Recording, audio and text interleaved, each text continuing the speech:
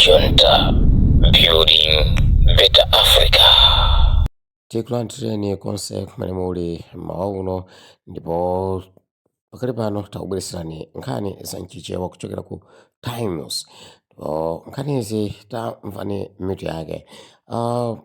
Mmodzi mwa ma MP a MCP wamangidwa ndithu ndipo yeyu wamangidwa kamba kopezeka ndi ndalama za feki za ku America.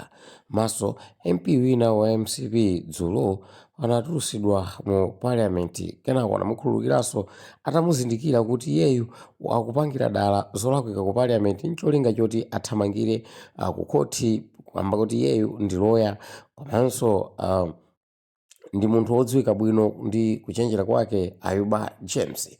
Ndipo tamverani nkhanizi mwa tsatanetsatane pamene zikuwerengedwa mwadongosolo ano pa Times. Ndipo pamene mukumvera osayiwala kupanga subscribe, share, comment and like. Zambiri samakuponyeni. Nthawi ya nkhani ndipo madzulo ano muli ndi ine Ronald Mpaso. Poyamba nayi mitu yake. Aphungu a ku nyumba ya malamulo akufuna kukumana ndi mtsogoleri wa dziko lino pa nkhani ya thumba la chitukuko cha m'madera wawo. Apolisi awalangiza kuti apewe kuchita nawo ndale.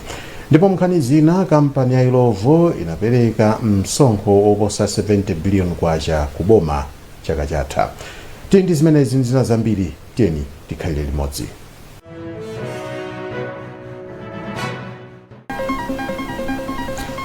Munkhani yathu yoyamba zokambirana za aphungu a ku nyumba ya malamulo anazimitsa mwachangu lero pofuna kuti mbali yotsutsa boma ndi yolamulira boma zikambirane chiganizo chofuna kukumana ndi mtsogoleri wa dziko lino Peter Mutharika pa zatsogolo la bilu yokhudza thumba la chitukuko cha m'madera. Pemphero Malimba ali ndi zambiri. Kumayambiriro azokambirana za ku nyumba ya malamulo, sipikala wa nyumba ya Samia Suleiman anachotsa pempho la phungu wa dera kumpoto kwa boma la Mzimba a Emmanuel Jiro Chambulanyina amene amafuna kuti nyumbayi iyike bilu yosintha malamulo a dziko lino pa mndandanda wa zokambirana za mnyumbayi. Popereka chigamulo chake, sipikalayo anati phunguyo sanatsate ndondomeko zoyenera zoperekera pempho lake, kotero sikunali kuyenera kuti ganizolo aliganizire. Koma phungu wa dera la Mangochi Mankibe Gerald Kazembe anapempha Suleiman zakufunika kuti akuluakulu a nyumbayi akambirane ndi mtsogoleri wa dziko lino Peter Mutharika za biluyi.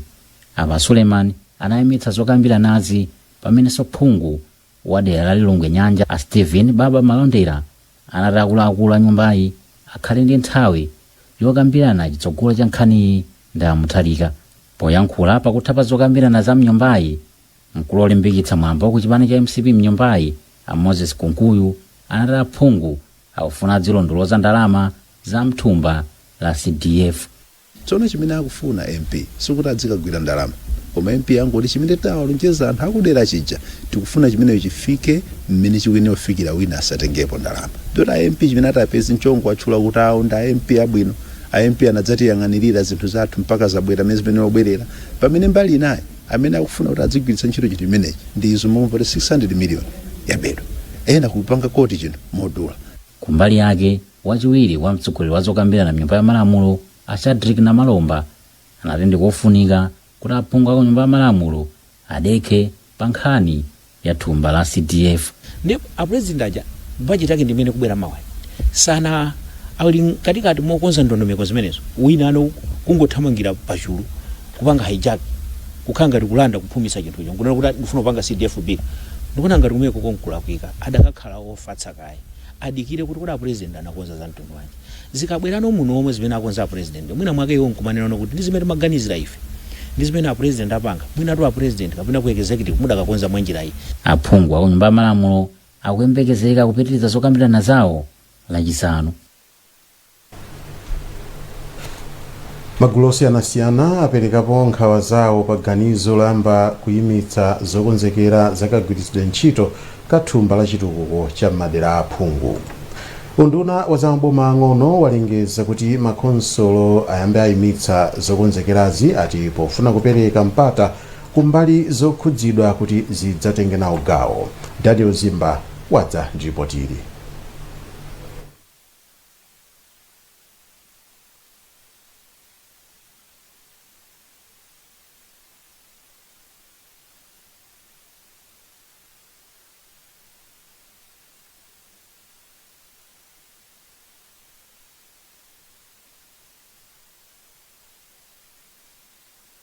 malinga ndi kalata imene wasayinira mlembi mu nduna wa za maboma ang'ono a Moses Chimphepo, maphunziro okhudza kagwiritsidwe ntchito ka ndalama za muthumba la CDF ayamba ayima kaye pofuna kupereka mwayi kwa mbali zonse zokhudzidwa kuti zilenge nawo mbali. Polankhulapo mtsogoleri wa Malawi Local Government Association MAGA a Harold Mkandawire ati iwo ali ndi nkhawa ndi zosamwitsa zimene akuona mu ganizo la bomalo. Taiva nkhanimeneyo komano zingapo zomwe tiwanga nzotsamwitsa pa chiganizo chimenecho zomwe adanazo nkhawa kwambiri komano zingakambe zambiri pano tidikira kuti tikumane nduna maboma ang'ono ndi chituko cha madera kumitsa nkhanimeneyo. Kumbali yake mkulu wa bungwe lomenyera ufulu la HRDC Michael Kaiyatsa nawo apempha boma kuti lifotokoze bwino za ganizo loyimitsa zokonzekerazi.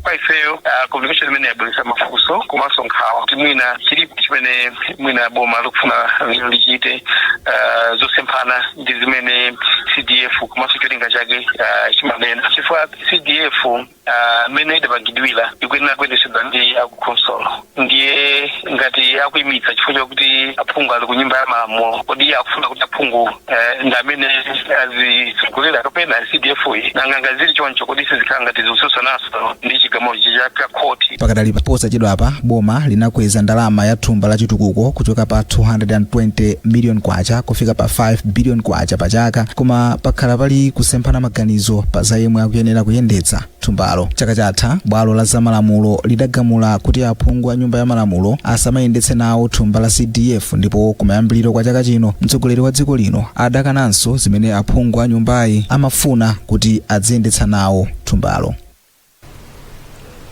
Nduna ya za chitetezo cha mdziko a Peter Mukhito yalangiza apolisi kuti asamachite nawo ndale.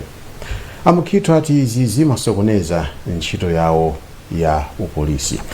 Iwo anena izi pamwambo opereka masetifiketi kwa apolisi amene amaliza maphunziro awo ku Zomba. Thomas Kachere ayindi zambiri.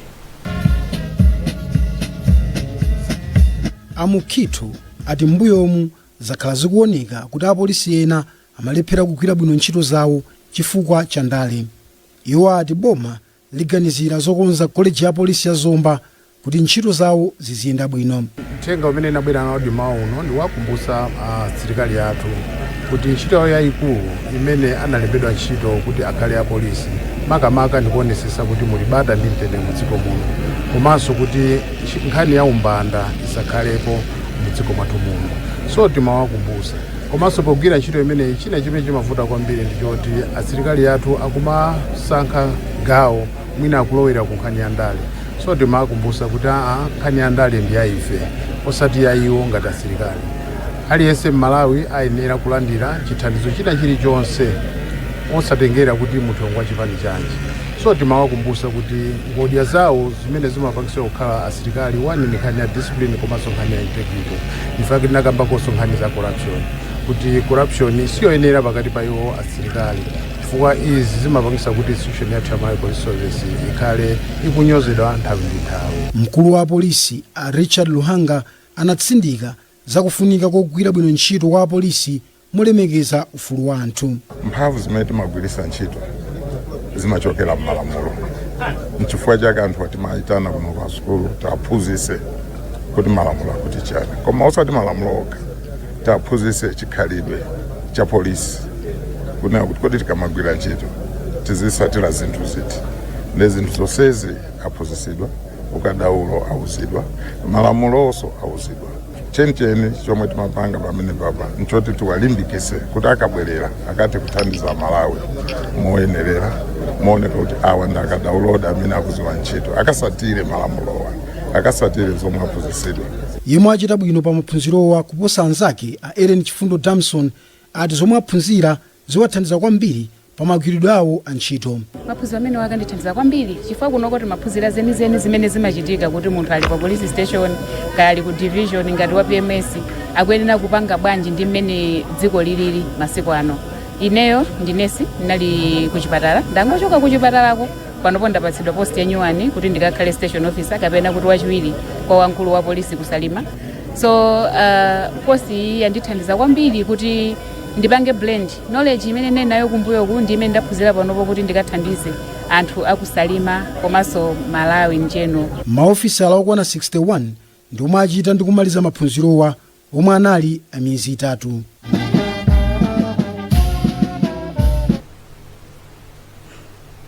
Association for Christian Educators in Malawi yauza boma kuti lipereke ndalama zokwanira ku sukulu za sekondari za mipingo. Bungweli lati izi zithandiza kuti zizikwaniritsa kukonzanso sukuluzi ndi kulipira ogwira ntchito ongothandizira. Ogwirizira udindo wa mkulu wa bungweli a Pascal Mtwana wanena izi ku Lilongwe pa msonkhano wa adindo pa nkhani za maphunziro. Pemphero Malimba ali ndi ripoti. Mtwana ati mwachitsanzo kutsatira kuchotsedwa kwa thumba la chitukuko msukulu School Development Fund pa Chingerezi, sukulu zambiri za mipingo zikuvutika kwambiri pa nkhani za chuma kuti zikwanitse kulipira ogwira ntchito wake apadera amene poyamba ankawalipira pogwiritsa ntchito ndalama za thumbali. Kuti aboma anatilonjeza kuti apereka ndalama yanapereka koma tikunena kuti ndiyosakwanira ikuperewera kwambiri kuti sukulu zija zilipire ma support staff komanso ndalama yomweyo azithandizira chitukuko cha pa sukulu. Ndeti kuti zimezi tiziwunikirenso. Nduna za maphunziro a Bright Nsaka yati ndiyokondwa kuti mbali zokhudzidwa pa maphunziro zikubwera poyera zakufunika kukonza ndondomeko zina zokhudza maphunziro aulere msukulu za sekondari. Aliyense akugwirizana kufunika kwa maphunziro aulere zimene zinali muno zakuti so titani kuti tithandizire kuti maphunziro aulerewa atheke akhale apindulire Amalawi. Ndiyeno pali tinthu tiwiri titatu tumwe tingafunike monga njinga monga makalasi asopano aphunzitsi ambiri.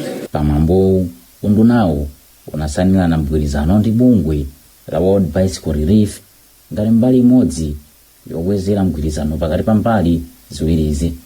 Mkulu wa bungwe la World Bicycle Relief a Dave Nexwanda anati bungweli likufuna kuchepetsa vuto la mayendedwe pakati pa ophunzira maka achitsikana pamene likhale kupereka njinga zophunzirawa azigwiritsa ntchito popita ku sukulu. Mwezi watha sukulu za boma za dziko lino zidayamba kutsatira ndondomeko za maphunziro aulere a msukulu za sekondari. Nkhani izi zikufikani kuchokera kuno ku wireless ya kanema ya Times TTV. Tikhati kupitiriza kupatsani zonse posachedwapa zikangotha izi choncho. Club Junta, building better Africa. Takulandirani imene tikupitiriza kupatsani nkhani izi. Kampani ya Ilovo yapereka misonkho ya ndalama zokwana 76.5 billion kwacha kuboma chaka chatha. Mchaka cha 2024 kampani inapereka misonkho ya ndalama zokwana 58.2 billion kwacha. Polankhula pa msonkhano wake waukulu wa pachaka mu mzinda wa Blantyre, mkulu wa kampani Ronald Ngwira anati izi zikutsatira kukwera kwa phindu limene Ilovo inapeza chaka chatha. Ngwira anati kampani inapanga phindu lokwana 77 billion kwacha mchaka cha 2025 poyerekeza ndi 22 billion kwacha mchaka cha 2024. Ndipo pa mpando wa bodi ya kampani a Jime Lipunga anati kampani inachita bwino chaka chatha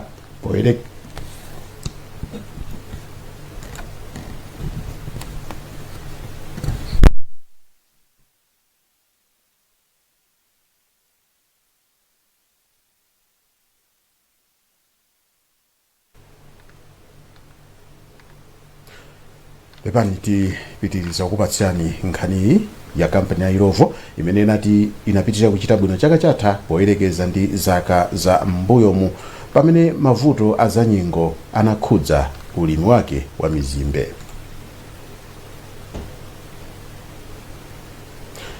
mawanja okwana 120 amudzi mwa kambanizithe mboma la Lilongwe alandira masetifiketi osonyeza kuti achoka mu mphawi.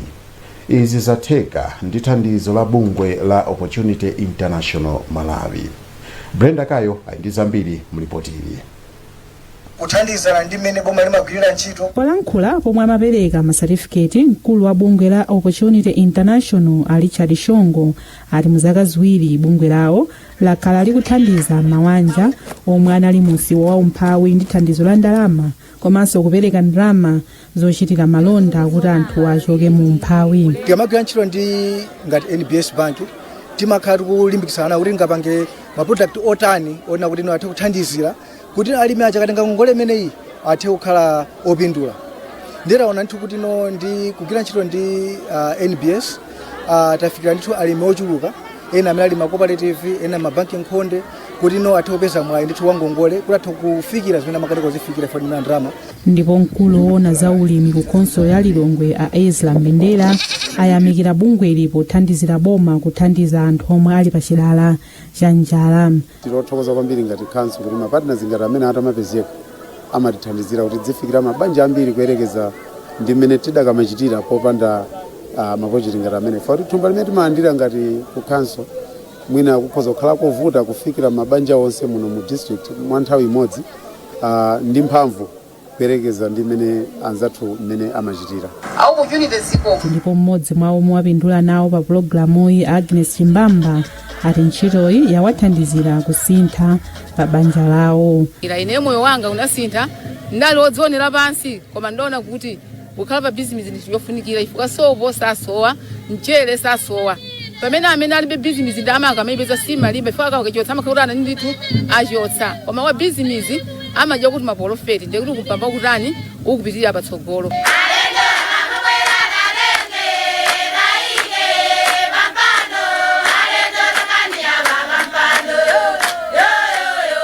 Opportunity International ikugwiranso ntchitoyi mu mzinda wa Blantyre. Mpingo wa Salvation Army wapereka katundu osiyanasiyana ku mabanja 1,000 amene akhudzidwa ndi njala mboma la Salima. Thandizoli lafikira madera a mfumu Khombeza komanso mfumu Mwanza. Osman Kaliati walemba ripoti ili imene akuwerenga Taonga Sabola. Polankhula atapereka thandizoli mmodzi mwa akuluakulu a Salvation Army m'dziko muno Matthews Tumbolombo anati izi zachitika pofuna kuthandiza boma kudyetsa anthu omwe akuvutika ndi njala. Atumbolombo anati mtsogoleri wa dziko lino Profesa Arthur Peter Mutharika atalengeza kuti mdziko muno mukhala njala m'maboma 11 iwo anachiona cha nzeru kuti alowererepo ndi thandizo.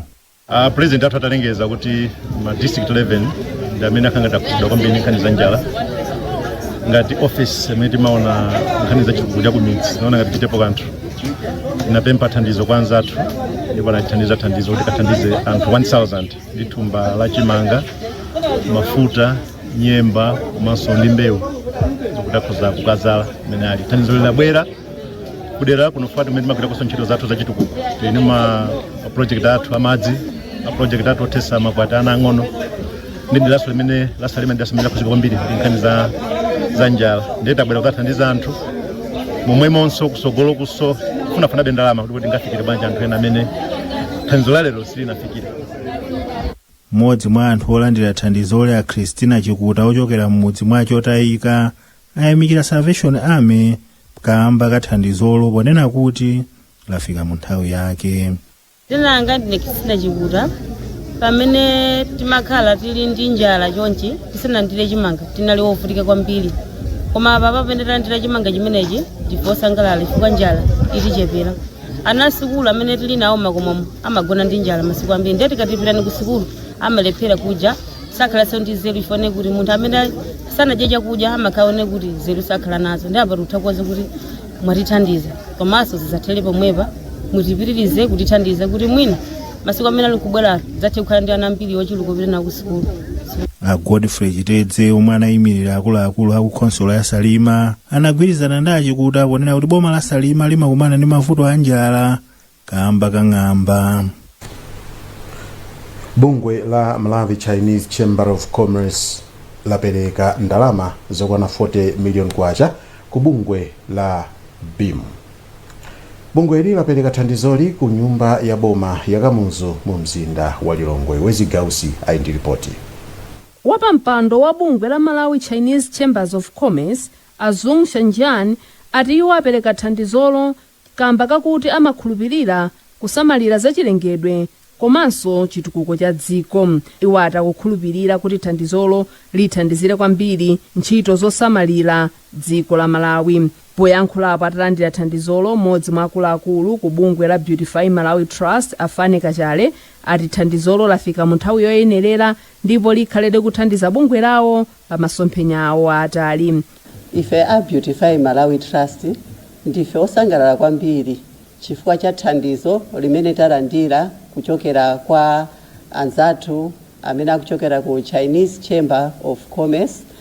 Wawa ndi abale amene atipasa chithandizochi poona ntchito zimene Beautify Malawi Trust imapanga. Bungwe la Beautify Malawi Trust likuyembekezeleka kukhazikitsa mndandanda wake ogwirira ntchito wa zaka 5 lachisanu mu mzinda wa Lilongwe. Ripoti imenero lokhudza bungwe la Beautify Malawi.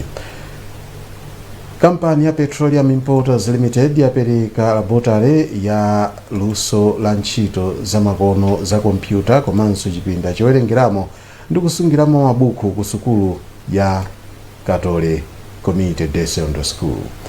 Mmodzi wa akuluakulu a Petroleum Importers Limited a Martin Msimuko wati kampani yachita izi pothandizira pa chitukuko cha madera akumidzi.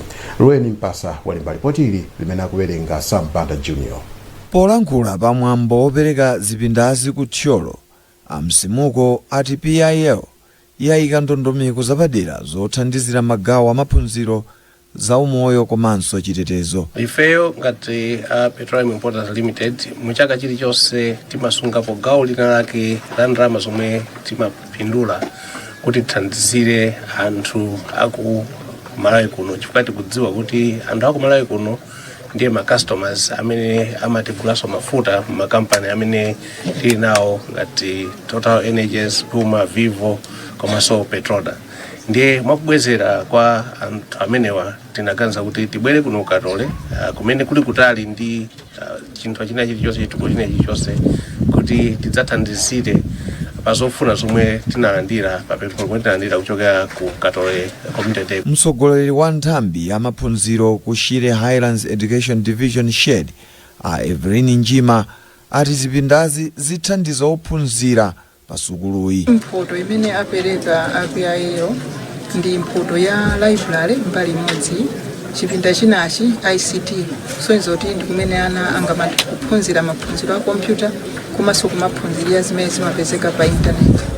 Ndi zimenezi ndizofunikira kwambiri kuti ana athu athe kupikisana bwino ndi anzawo ku Malawi kuno komanso athe kupikisana ndi anthu pa dziko lapansi kunkhani ya maphunziro. Mphunzitsi wamkulu pa sukuluyi a Edward Abraham ati thandizoli lafika mu nthawi yake. Ndinokondwa kwambiri kuti mphatso imeneyi yabwera kuno ku Katole CDSS titawafikira